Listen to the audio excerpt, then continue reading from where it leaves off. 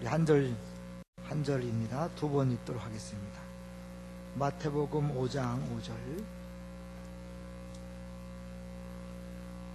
우리 한 목소리로 두 번 읽도록 하겠습니다. 시작.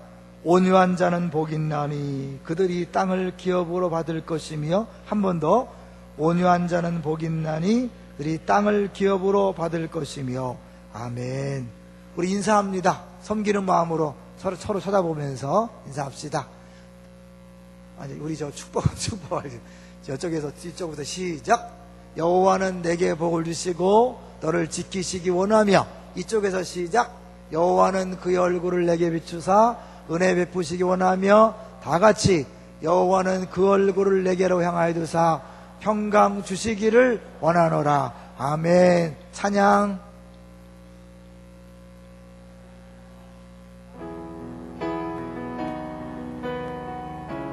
서로 쳐다보면서.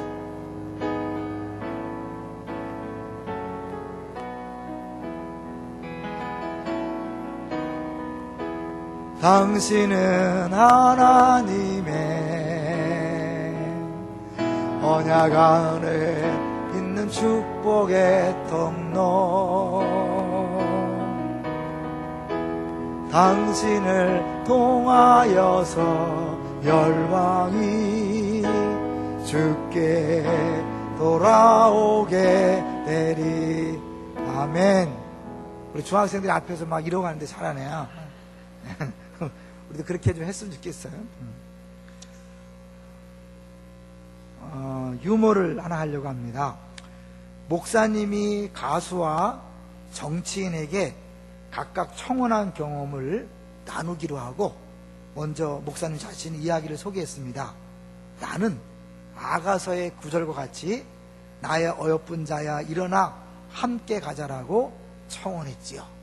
그랬더니 가수가 말합니다. 저는 아내에게 달콤한 노래를 불러주며 청혼했습니다. 무슨 노래를 불러줬습니까?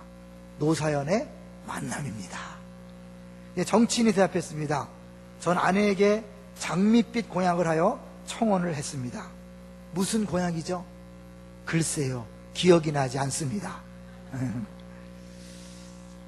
잘 안 통하는 것 같으네.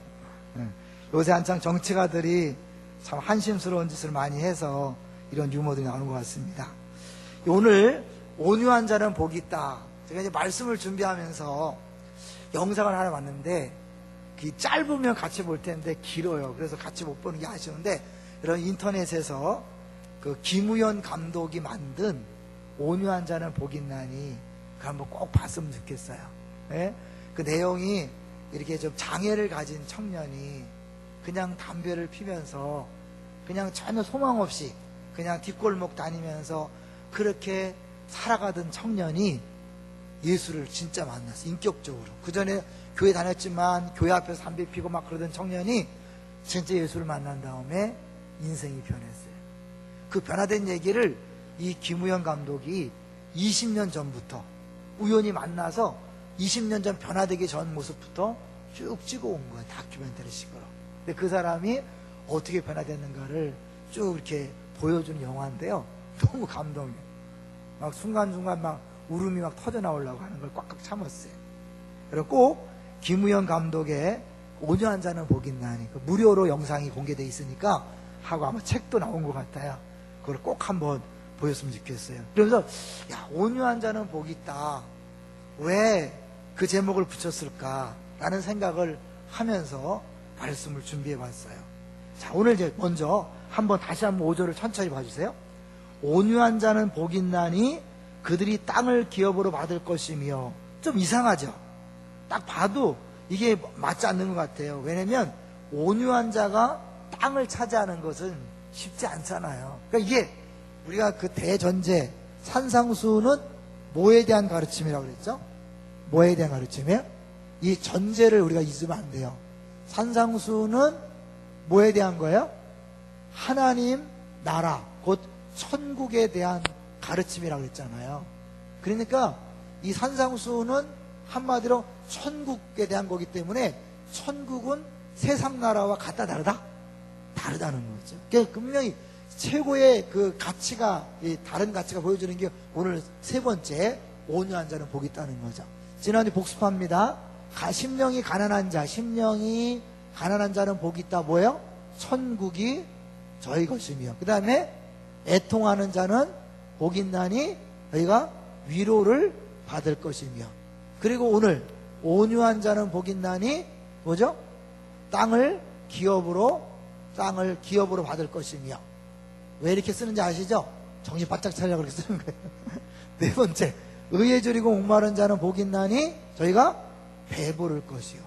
자, 이 하나 둘 셋 이게 다 뭐라 그랬어요? 공통적으로 이게 한마디로 천국에 대한 다른 그림이라는 거죠. 그래서 다른 말로 구원이란 무엇인가, 천국이란 무엇인가를 보여주는 여러 가지 그림이라고 그랬잖아요. 그래서 지난 시간에 위로는 결국 메시아가 이 땅에 오셔서 해 주실 것이라는 것을 보였다면, 오늘 땅을 기업으로 받는다, 이것도 역시 천국에 관한 것이다, 구원에 관한 것이다라는 걸 알 수 있겠죠. 그러면 이 땅을 기업으로 하는 딱 생각나는 게 뭐 있어요? 구약성이 OT, 구약성이 딱 뜨는 게 뭘까요? 가나안 땅을 이스라엘 백성들이 차지한 것을 우리가 보겠지요. 그러니까 결국은 땅을 기업으로 받는다는 것은 이스라엘 백성이 출애굽해서 하나님이 약속한 구원의 땅에 들어간 거잖아요. 그런 면에서 이것도 천국의 하나의 또 다른 모습이라는 것을 알 수 있죠. 그러면 결국 이 일은 뭐예요? 이것도 다 따로따로 떨어진 말씀이 아니라 다 연관된 말씀이다. 이해하시죠? 제가 기억하죠? 그래서 심령이 가난한 자와 애통하는 자는 어떤 연관이 있다고 그랬어요? 심령이 가난해서 나에게는 하나님 앞에 내놓을 것이 아무것도 없습니다, 나는 빵점입니다, 나는 하나님 내놓을 게 아무것도 없습니다 라고 하는 것에서 넘어가도 뭐예요? 그 자체, 자기의 죄성에 대하여 끊임없이 우는 것, 그것이 애통하는 거라고 그랬잖아요. 그래서 사실은 우리가 끊임없이 나에 대해 뭘 보면서 절망하면서 자꾸 우는 거죠. 절망은 울어야 되는데 막 합리화시키고 핑계대고, 남편 때문에 성질이 더러워졌다느니, 애새끼 때문에 정신이 없다, 이게 아니라고 그랬죠? 다 원래 나에게 있는 그 죄성을 발견하면서 끊임없이 우는 자에게 진정한 위로가 경험되어진다 얘기를 했잖아요. 그러면 오늘 세 번째, 심령이 가난한 자와 애통하는 자와 연결되는 거라면, 그러면 이 온유한 자도 결국 위에 연결되겠죠. 잘 생각해보세요. 이렇게 연결하면 쉬워요. 심령이 가난해서 나 자신의 문제 때문에 애통하고 고통하는 사람, 아파하는 사람은 그러면 어떻게 해요? 다른 사람에 대해서 어떻게 할까요? 다른 사람에 대해서 비난하고 욕하고 함부로 대하지 아니하고 그야말로 온유하게 대하는 거죠. 온유함으로. 그러면 온유함이란 게 뭘까? 우리 한번 잠깐 설명해 보겠습니다. 이 온유함이라는 것은 한 4가지로 설명을 한다 그래요. 잘 들으시고 웬만하면 적으셔도 괜찮고요. 첫 번째는 사물이 부드럽다 할 때 이 온유라는 단어를 쓴다 그래요. 부드럽다. 두 번째는 짐승이 훈련되어서 잘 길들여진 것. 그래서 야생마를 잘 훈련시켜서 이 주인이 시키는 대로 따라하게 만드는 것, 그것이 온유. 이거 많이 들었잖아요. 그래서 분명히 힘이 있지만 자기 마음대로 힘을 쓰는 것이 아니라 자기 주인의 말에, 또 주변 사람의 말에 순종하고 복종하는 것, 그것이 온유함이라는 거죠. 세 번째로는 사람이 친절하고 온화하고 온순하다 할 때 이 단어를 쓰고요. 마지막 네 번째로 행위가 친절하고 관대할 때, 친절하고 관대. 그래서 그 온유란 말을 쉽게 얘기하면, 그러면 그 하나님에 대해서는 그 감사요, 사람들에 대해서는 관대함이라. 요거 다른 말, 요거는 또 순종이라고 할 수 있겠어요. 그러니까 하나님의 절대적으로 감사하고 절대적으로 순종하는 거라면 사람들에 대해서는 관대하게 대하는 거, 그것이 온유함이라는 거죠. 그래서 이거를 가장 잘 보여주는 것이 시편 147편이에요. 자, 우리 시편 37편, 시편 37편을 가보세요. 이 온유함이 무엇인지를 가장 잘 보여주는 것이 시편 37편이에요. 그래서 하나님에 대한 태도가 잘 나와 있죠. 시편 37편. 먼저 왜 시편 37편을 이야기하냐면 시편 37편에 땅을 기업으로 받는다라는 그런 표현이 나와요. 자, 37편 11절을 먼저 보세요. 구약성경 828조 30편 11절 읽어볼까요? 시작. 그러나 온유한 자들은 땅을 차지하며 풍성한 화평으로 즐거워하리로다. 그러니까 오늘 이 산상수훈이랑 뭐 연결되죠. 그렇다면 시편 37편에 나오는 모든 표현들은 일단은 뭐예요? 이 온유한 자가 어떤 사람인가를 보여주는 거죠. 이해되시죠? 논리가 이해되시죠? 자, 그러면 이 하나님에 대하여 감사하고 절대 순종하는 사람이 어떤 사람이냐? 31절 읽어보세요. 31절 시작. 악을 행하는 자들 때문에 불평하지 말며 불의를 행하는 자들을 시기하지 말지어다. 왜요? 2절 그들은 풀과 같이 속히 배임을 당할 것이며 푸른 채소같이 쇠잔할 것이미로다. 이제 그러면서 그 다음에 구체적으로 이 온유한 자, 하나님을 온전히 믿는 사람이 어떠한 태도를 갖는가를 보여주는 거죠. 3절 시작. 여호와를 의뢰하고 선을 행하라. 땅에 머무는 동안 그의 성실을 먹을거리로 삼을지어다. 뭐 하는 거예요? 여호와를 의뢰하는 거죠. 그러니까 막 주변에 악한 사람이 잘 되고 거짓말한 사람이 부자가 되고 정말 불의가 판을 치고 하나님 정말 계신 거 맞습니까? 라고 하는 그런 상황에서도 뭐예요? 사실은 하나님에 대한 절대적인 의지와 절대적인 순종을 하기 때문에 그 부분을 하나님한테 맡기는 거죠. 하나님 알아서 하시겠지. 그리고 우리는 어때요? 선을 행하는 거예요. 또 4절을 볼까요? 4절 시작. 또 여호와를 기뻐하라. 그가 내 마음의 소원을 내게 이루어 주시리로다. 연결돼서 5절 시작. 내 길을 여호와께 맡기라. 그를 의지하면 그가 이루시고. 여호와를 기뻐하는 거죠. 여호와를 기뻐하고 여호와를 의지하고 여호와만 바라는 거예요. 자, 여기서 이 시편 기자가 무슨 행동을 취합니까? 다른 사람에 대해서 취합니까? 안 취합니까? 안 취하는 거죠. 아시겠어? 악인이나 나쁜 사람에 대하여 내가 무슨 행동을 취하지 않는 거예요. 그냥 어때요?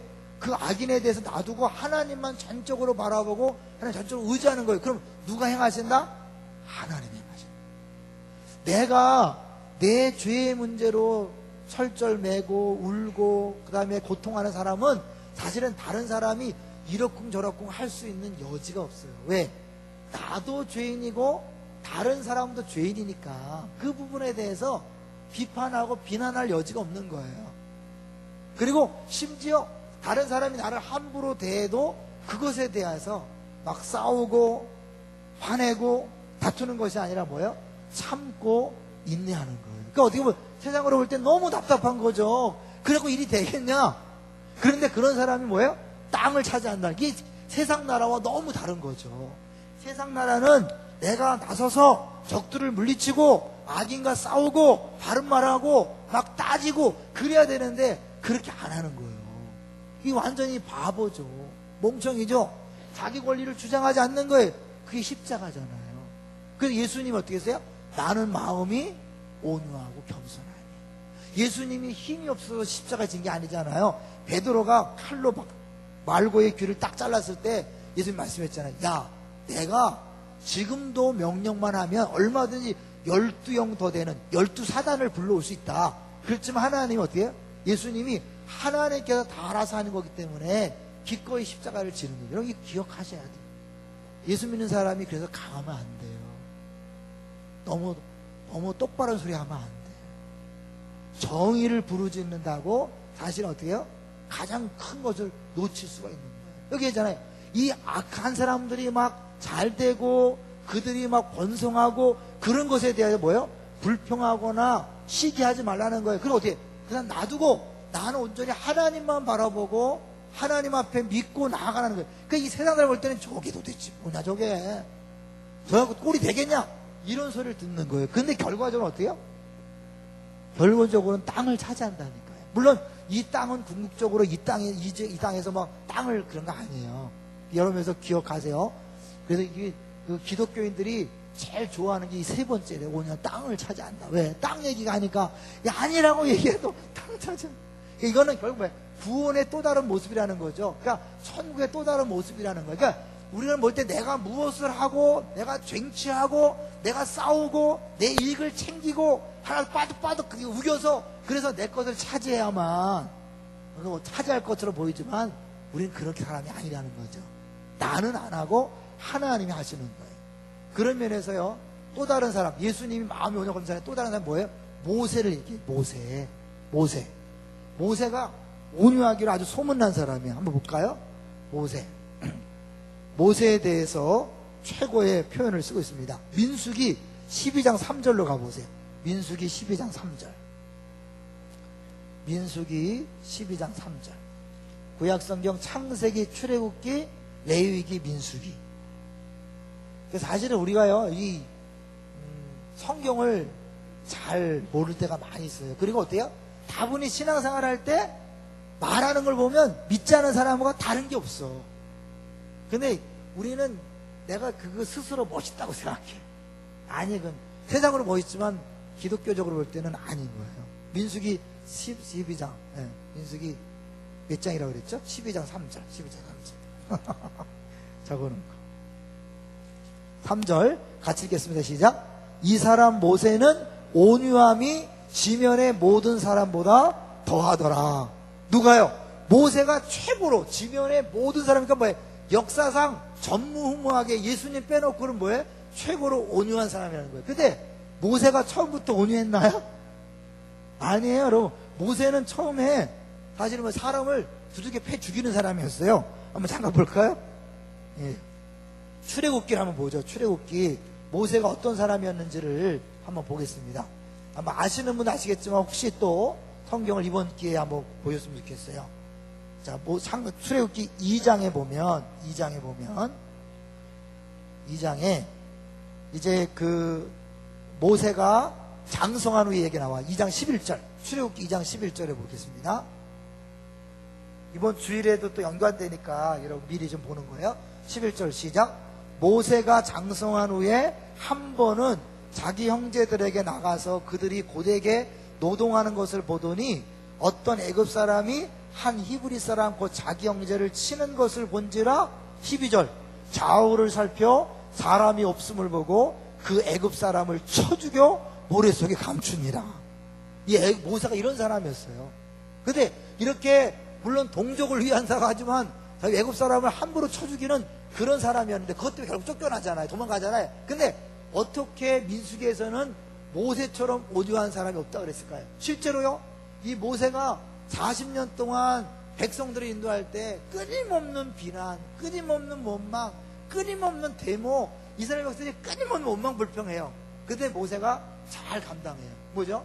이 관대함. 하나님에 대하여 감사하고 순종하고 절대적으로 복종하는 게 온유라면 사람들에 대해서 관대한 것이 온유함이에요. 그 모세는 어디서 왔을까요? 40년 동안 광야 생활하면서 그게 다 빠진 거예요. 물이 다 빠진 거예요. 그러니까 이 온유함은 원래부터 착한 사람 그게 아니에요. 원래부터 순한 사람 그게 아니에요. 원래부터 말 잘못하는 사람 그게 아니에요. 세상에서 불의를 못 보던 사람, 나쁜 걸 보면 그냥 나서서 해결해야 되는 사람, 그런 사람이 바뀌는 걸 얘기하는 거예요. 성령 때문에 바뀌는 걸 얘기하는 거예요. 분명히 막 지금도 그 사람이 막 보면 막 걸리죠. 막 잘못한 게 보이면 걸리고 막 그래요. 사람은요 자기 가기대로 하는 거예요. 내가 얘지만 저는 좀 이렇게 이 질서가 없는 사람이에요. 방목 스타일이라서 우리는 잘할 때 뭐 엄마 아버지가 뭐 이래야 저래야 말하지 않고 그냥 저절로 알아서 큰 스타일이에요. 그렇기 때문에 뭐 잔소리를 잘 안 해요. 근데 이제 제가 군대 갔더니 당번병을 시켜요. 투수사 당번병. 그 당번병은 해보려면 모르겠지만 딱 각이야, 각. 딱 이런 거요. 이 혈류 같은 거다 딱 이렇게 딱딱 맞아요. 이걸 한 6개월 하니까요 삐뚤어지게 막 눈에 보여요. 네? 내가 근데 또 지나고 나니까 다시 없어지더라고요. 하여튼. 근데 이제 그런 게 있어요. 근데 사실은 내가 막 불의를 못 참고 그런 게 있으면 그렇게 보이게 돼 있어요. 예수 믿는다고 안 보이는 게 아니야. 그래서 어때요? 온유한 사람은 그게 보이지만 참을 수 있는 거야. 왜? 예전에는 승질대로 느낌대로 막 나갔지만 뭐요? 자기 자신이 얼마나 죄인인 걸 알면서 성령으로 만져주심을 당하니까 이제 뭐예요? 다른 사람도 불쌍히 여기고 내 눈에 들보를 보기 때문에 다른 사람의 눈에 있는 티끌을 보지 않는 거예요. 그래서 어떻게요? 다른 사람이 잘못해도 받아주는 거죠. 이스라엘 백성이 잘해서 받아준 게 아니에요. 끊임없는 불평, 원망하지만 받아준 거예요. 하나님은 그걸 위해서 40년을 훈련시키는 40년을 괜히 한 게 아니에요. 제가요 가만히 생각해 보니까 1986년도에 처음 교육전사를 했어요. 2006년도에 분립개척을 했어요. 부교육자 생활 몇 년 했어요? 20년을 했어요. 20년. 신학대학 다닐 땐 제가 그 점수를 안 했기 때문에 신학은 80년부터 했으니까 따지고 보면 엄청나지만 부교육자에서 20년 하고 제가 단지 목회를 하기 때문에 지금 이 정도죠. 옛날 같았으면 진짜 많은 사람 죽였습니다.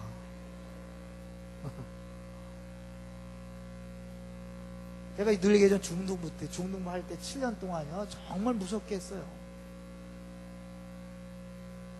알아요. 지금도 무섭게 하면 된다는 거 알아요. 우리 부교육자들 무섭게 하면 된다는지 알아요. 그렇게 무섭게 하면 또 무서운 사람들이 모인다는 거 알아요? 안산에 센 사람들이 올 수 있어요. 지도자가 세잖아요. 그러면 센 사람들이 모여요. 매력을 느끼고 막. 제가 이 부드럽게 하기 때문에 센 사람이 잘 안 와. 강한 사람이 잘 안 와요. 응? 그래서 이제 내가 20년 동안 하면서 그게 다가 아니라는 걸 알게 된 거죠. 그리고 내 자신을 발견하고 하나님께 은혜를 주시면서 정말 내 자신이 가장 큰 문제고 가장 큰 숙제라는 것을 알기 때문에 사실 주님께서 저를 만져주기 때문에 달라지는 거죠. 한 번에 되는 건 아니죠. 끊임없는 반복되는 곳에서 또 나를 돌아보고 또 깨지고 돌아보고 깨어지고 그런 얘기를 계속 이렇게 하는 거죠. 그러니까 이 온유함이라는 건 하나님에 대해서 절대적으로 감사하고 복종하고 순종하고 하나님 하신 일을 다 인정하는 거예요. 동시에 뭐예요?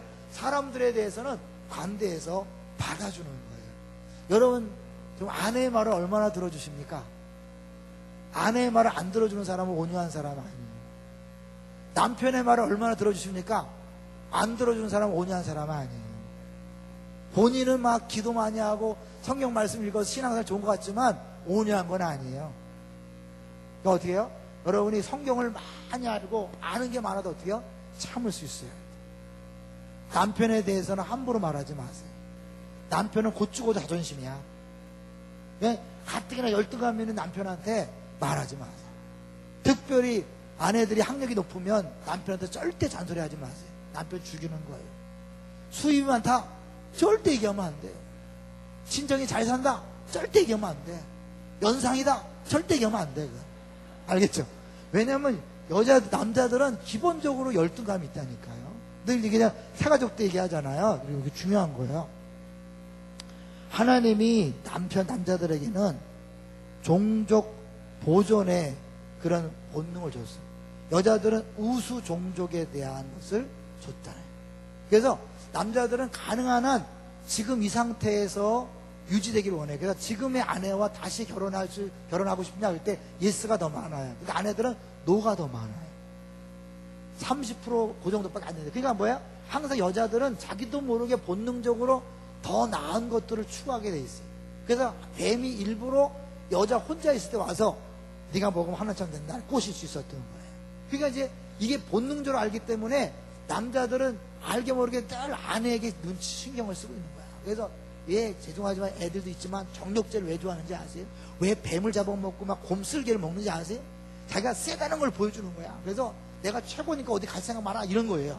자기가 최고다는 걸 보여주는 거죠. 그래서 남자들은 아내들이 당신이 최고야, 당신 없으면 못 살아 이 소리를 제일 좋아하는 거예요. 밥 많이 해줘 소용없어요. 여러분 반찬 잘해줘 소용없어요. 밥 다 해주고 나서 막 잔소리해야 되면 그 사랑을 못 느끼면 밥 못 해줘도 역시 당신이 최고야. 내가 기쁨이 동상께 봤더니 당신 같은 남자 없더라 막 이런 맨날 이런 소리 해주면요 뒤집어지는 거예요. 그게 중요한 거예요. 그러니까 그런 면에서 남편의 말을 대꾸하지 마시고 잘 들어주세요. 아무 소리 말하는 거야. 조용하게 부드럽게 기분 좋을 때 얘기하세요. 아시잖아요, 그죠? 아내들은 현명한 아내는 복종함으로 다스린다. 잘 기억하세요. 뭐함으로? 복종함으로 다스린다. 이거 뭐예요? 앞에서는 다 예예 그러면 네 맞습니다 당신 말은. 그래서 기분 좋을 때 여보 돈 10,000원만 주세요. 10만 원만 주세요. 그래갖고 다 뽑아 쓰라는 거예요. 높여 주면 남자들은 그냥 무장 해제. 여러분 남자들이 뭐 똑똑해서 부르는 거 아니에요.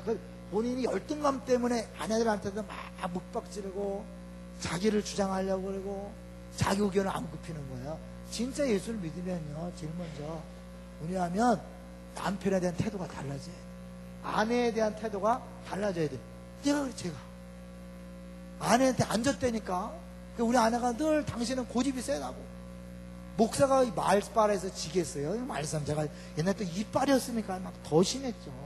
저를 도저히 못 이겨서 우리 아내가 말싸움이 안 되니까 당신이 고집이 세다 그랬어. 나는 무슨 고집이 세냐? 난 진리를 말한다 막 그랬었어요. 근데 내가 은혜 받고 나니까 아니더라고. 이 부부관계는 이기고 지는 싸움이 아니에요. 옳고 그름의 관계가 아니라 받아주고 용납하는 관계. 왜?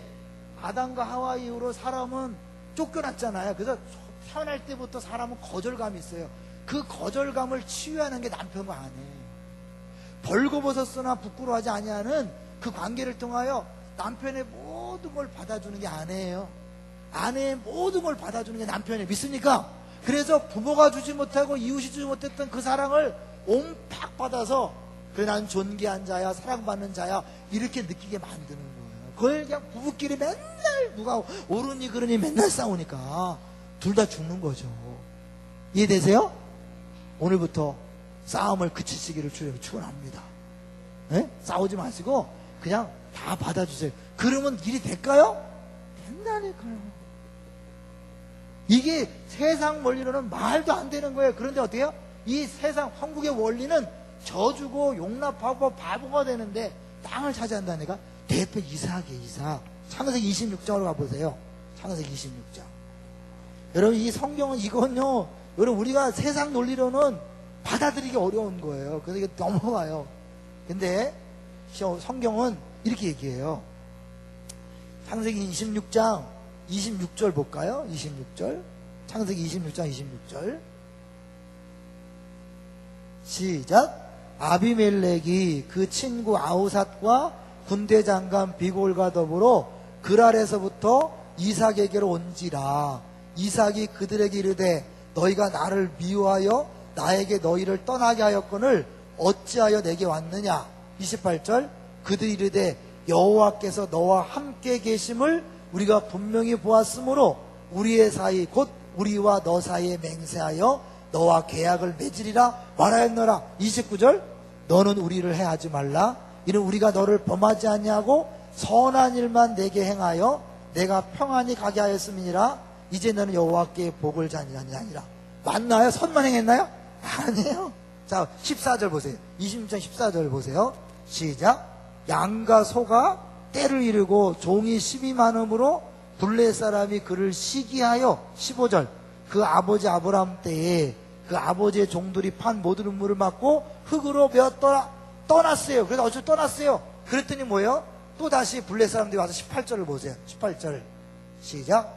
그 아버지 아브람 때에 팠던 음물들을 다시 팠으니 이는 아브람이 죽은 후에 블레 사람이 그 음물들을 메었음이라. 그런데요 20절로 가보세요.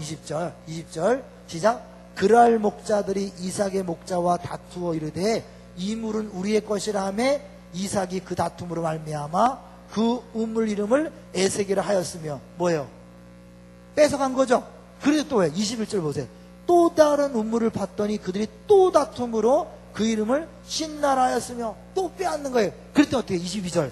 더 이삭이 거기서 옮겨 다른 우물을 봤으니 그들이 다투지 아니하였으므로 그 이름을 르호봇이라 하여 이르되 이제는 여호와께서 우리를 위하여 넓게 하셨으니 이 땅에서 우리가 번성하려다 하였더라. 최소한 몇 개 우물을 빼앗겼어요?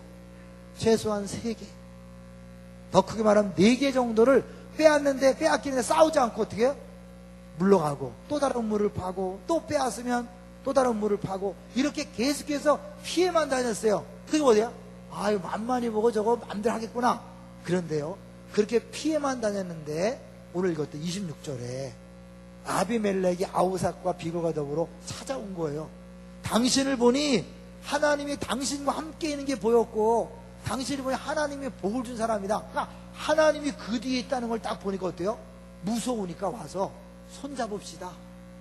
우리 당신들 해하지 않을 테니까 우리 해하지 않시다. 왜? 무서우니까 자기들이 빼앗다가 찾아와서 먼저 손을 내미는 거예요. 이런 시댁이 여러분을 괴롭힌다고요? 조금만 더 참으세요. 무릎 꿇고 올 날이 있을 거예요. 참고 참다가 막 승질 내갖고 10년 그냥 다 무너뜨리지 마시고 조금만 더 참으세요. 때로는 20년을 참아도 그렇죠. 때로는 어쩌면 죽을 때까지 참게 할지도 몰라요. 그런데 그걸 통하여 뭐예요? 우리 안에 천국이 이루어지는 것을 보게 하실 거예요. 예수님의 십자가 모습을 이삭이 그대로 보여주는 거죠. 예수님 어때요? 십자가에서 사실은 뭐예요? 죽기까지 뭐 했어요? 죽기까지 복종했죠. 누구에 대하여? 하나님에 대하여 절대적으로 복종한 거예요. 죽을 때까지. 이게 예수님의 온유함을 보여주는 거죠. 그 다음에 또 뭐예요? 사람들이 막 비난해도 뭐예요? 저들이 하는 짓을 저들이 모릅니다. 용서해달라고 관대하게 그들을 대한 거예요. 용서를 얘기한 거죠. 하나님에 대해서는 모든 일에 대하여 하나님 하셨다고 인정하고 다 받아들일 뿐만 아니라 사람들이 어떤 요구를 해도 어떤 행동을 해도 다 참아주는 그런 걸 얘기하는 거죠. 여기서 우리가 다윗 얘기를 하나 더 하면서 같이 말씀을 한번 정리해 보려고 합니다. 여러분, 다윗은요, 압살롬이 반역을 일으켜서 막 도망갈 때 시므이가 막 저주하죠. 그때 막 옆에 있던 다윗 옆에 있던 사람이 저 왕이시여 저놈을 막 당장 칼로 죽이겠습니다. 그럴 때 다윗이 말해요. 놔둬라. 왜냐면 하나님이 하시는 일을 우리가 어떻게 막겠느냐. 그러니까 하나님을 인정한다는 건 뭐예요? 하나님이 나한테 개인적으로 주는 것을 우리가 잘 모르잖아요. 사람들을 통해 오는 그것조차도 뭐예요? 다 하나님이 하신 것을 알고 그랑 싸우지 않는 거예요. 이 사람이 나를 괴롭게 하는데 우리는 뭐예요? 진짜 믿음 있는 사람은 이 사람이 나를 미워해서 하는 게 아니라 그 뒤에 누가 있다? 하나님이 있다. 이 다윗은 자기가 우리아의 아내 밧세바를 취하고 그 죄 때문에 아들이 반역하는 걸 알아요. 그러니까 어때요? 자기가 만약에 우리아의 아내를 범하지 않았다면 아들이 반역하는 일도 있다 없다? 없다. 오히려 아들의 반역을 더 뭐예요? 안타까워하는 거예요. 이놈의 새끼 너 어떻게 아들로서 나한테 반역해? 그게 아니라 뭐예요? 다윗은 자기의 죄를 아니까 이 압살롬이 자기 죄 때문에 사실은 좋은 아들 역할도 할 수 있었는데 나쁜 아들 역할을 하는구나 이렇게 되는 거예요. 내 남편이 나를 힘들게 합니까?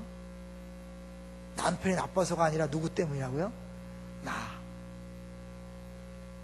소극적으로 내 죄 때문에 그런 것이고 적극적으로 하나님이 나를 모세처럼 훈련시키려고 광야에 집어넣은 거예요. 믿습니까? 내가 지금 괜찮다면, 내가 지금 온유하다면 남편이 그런 말 하지 않아요. 아내가 그런 행동할 필요가 없어요. 애들이 날 속썩일 필요가 없는 거예요. 왜? 내가 훈련이 다 됐고 문제가 없으면 그 주변에 그런 문제가 안 생기는 거예요. 근데 어때요?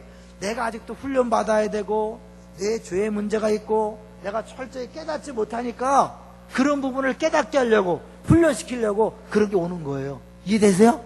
이게 바로 온유함인 거예요. 모든 것들이 우연이 아니라 하나님 하십니다. 이런 사람이 누구랑 원수 맺겠어요? 안 맺겠어요?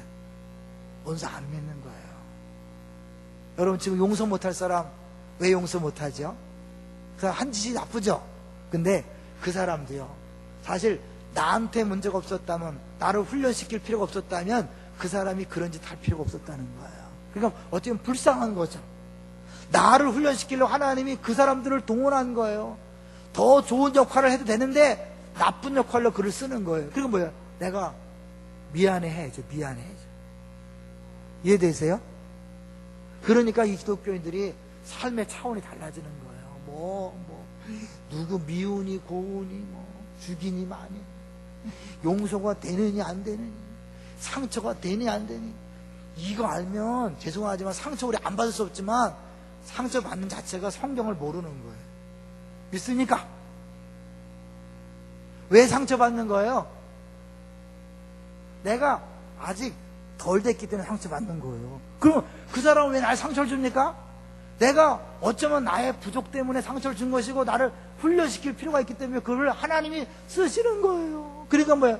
그 사람이 나한테 사랑을 주는 축복의 통로가 돼야 되는데 이 막대기 역할, 가시 역할을 하니까 얼마나 불쌍해요. 다윗 그거예요. 압살롬에 대해서. 그래서 압살롬이 죽을 때 너무 아파요.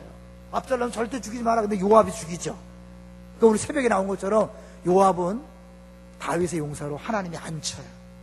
그렇게 중요한 일을 많이 했지만 다윗 마음과 다르게 행동했기 때문에 요압은 용사에 들어가지 않아요.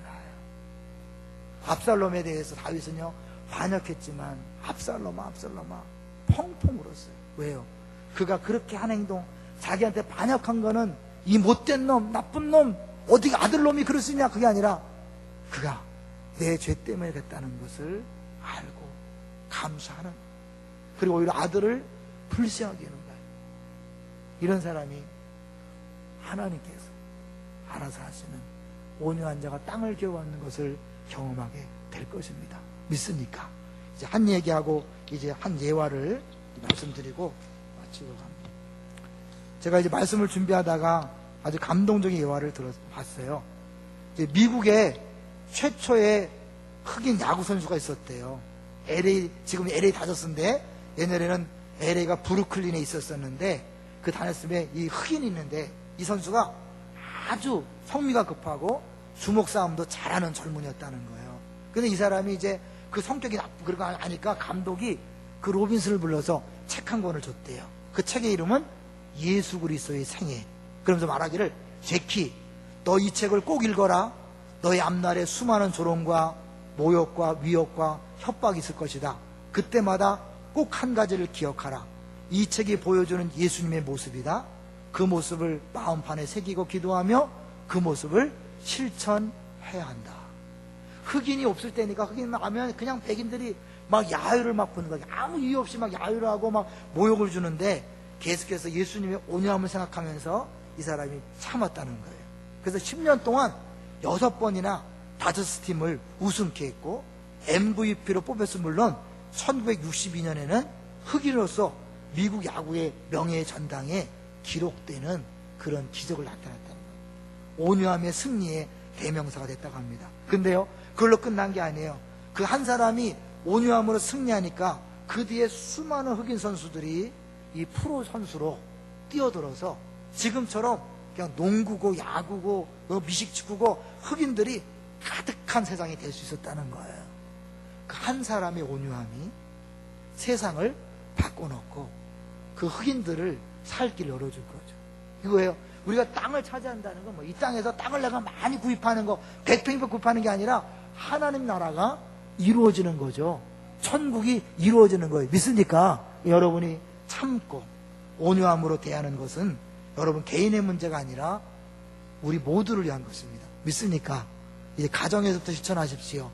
남편에게 잔소리하고 바가지 긋고 대대 싸우지 마십시오.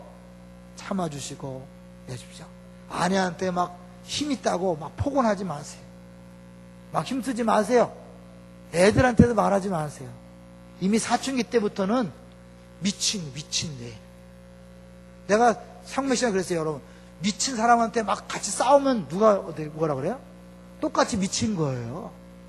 여러분, 사춘기 애들한테 막 같이 막 잔소리해야 되는 건 뭐예요? 부모가 똑같이 미친 거야. 그냥 놔둬야 돼. 기다려줘야 돼. 그 미친 시절이 지나가도록 기다려줘야 돼. 그 잔소리 한다고 되는 게 아니에요. 안 돌아오면 어떡하나? 다 돌아와요. 다 돌아오게 돼 있어. 왜요? 하나님이 계시잖아요. 믿습니까? 온유한 자, 내가 남편에게, 아내에게, 자녀에게 잔소리하지 않냐고 오히려 그들의 요구를 들어주는 온유한 삶을 살 때 결국은 땅을 차지하는 것처럼 하나님께서 일하신 역사가 있을 줄로 믿습니다. 네, 기도하겠습니다. 같이 우리 기도하죠. 여러분, 지금 이 시간에 여러분이 참지 못하는 사람, 용납할 수 없는 사람, 이해할 수 없는 사람을 기억하면서 한번 기도했으면 좋겠습니다. 정말 우리가 예수를 아는 사람이라면, 내가 죄인인 걸 인정하는 사람이라면 하나님의 절대 복종할 뿐만 아니라 사람들한테 관대하게 대하게 되어 있습니다. 용서하고 용납하고 품어주게 되어 있습니다. 주여 한번 외치고, 주님, 내가 오늘부터 그런 삶을 살게 해 주옵소서. 아시지요? 이건 내가 할 수 있는 것이 아니라 성령의 열매고 성령께서만 가능케 하신다는 사실을 기억합니다. 성령을 부어주옵소서. 우리 주여 한번 외치고 통성으로 기도합니다. 주여!